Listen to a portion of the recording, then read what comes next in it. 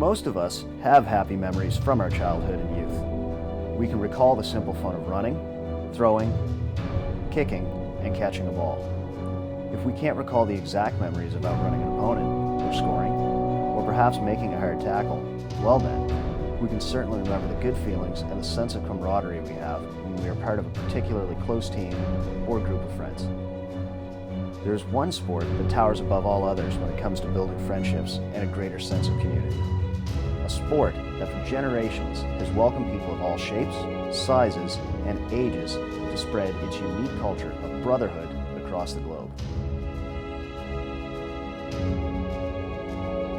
Rugby, with its dynamic mix of running, passing, kicking, and tackling, is that sport. Rugby, the world's greatest sport.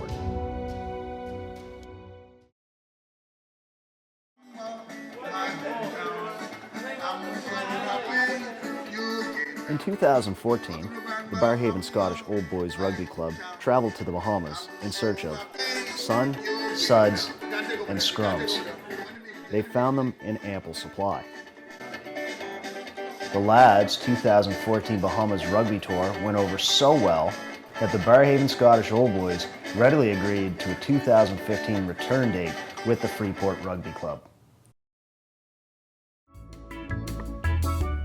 Rugby players, it can be said, love to travel and tour. They're almost always up for a road trip, especially if it involves traveling somewhere just like the Bahamas.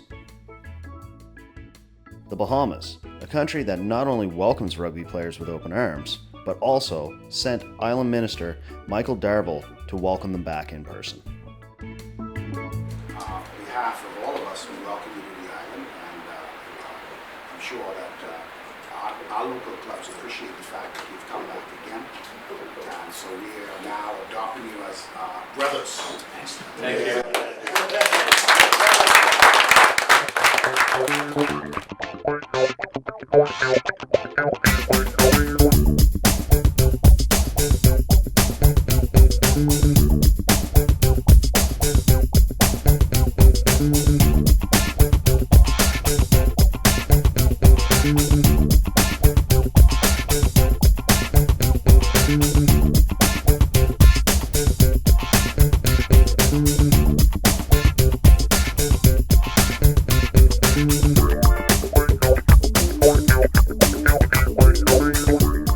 In their younger days, most of the Scottish rugby players wisely avoided consuming any alcohol, but these are no longer their younger days.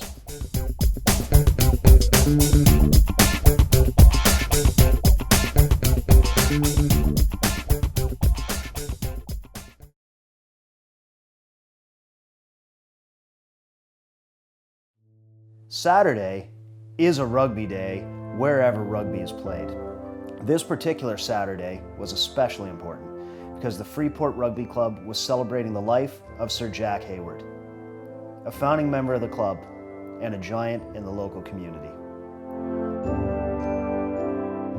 We are in our 50th year of the Freeport Rugby Football Club, and we approach the special celebrations. The club over the 50 years has had many volunteers, many people that have helped out, many players. It is precisely because of men like Sir Jack that the seeds of rugby spread from its original home in England clear across the globe. Altogether, Sir Jack's presence has been with us for the 50 years.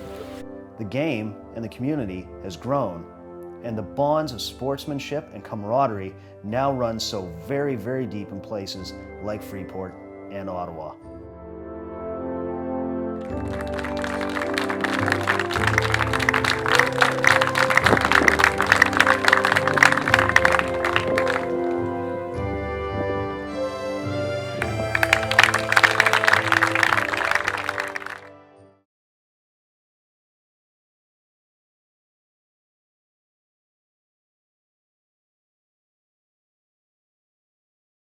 It is often said that a rugby player can travel almost anywhere in the world with his cleats, join a rugby club, and find himself with 15 new friends.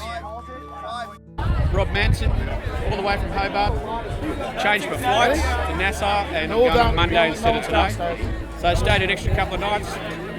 just because I ran into you blokes last night at the Rum Runner bar, but I'm among friends and family because I'm in a rugby club.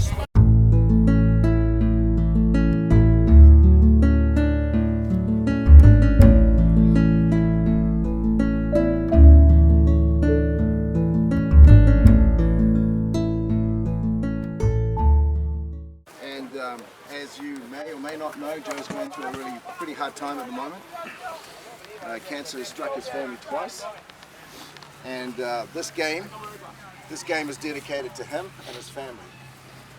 While Sir Jack wasn't there in person to witness his beloved Freeport club take on Nassau in a tough playoff match won by Freeport, Sir Jack was certainly there in spirit to watch that match. Sir Jack would have applauded the re-emergent athleticism of the Scottish's Eddie Routliffe, as Routliffe chased down and plucked the opening kickoff out of the air and then crashed headlong into his awaiting tacklers.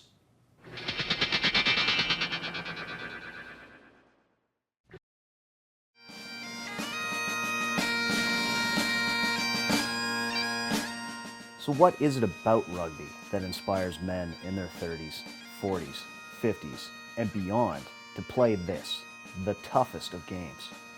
Why do men and women who played it in their high school or college years now return some 20 or 30 years later to take the game back up again?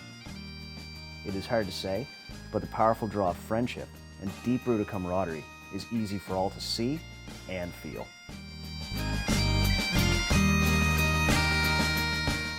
Rugby is a hard game, yet it celebrates intelligence.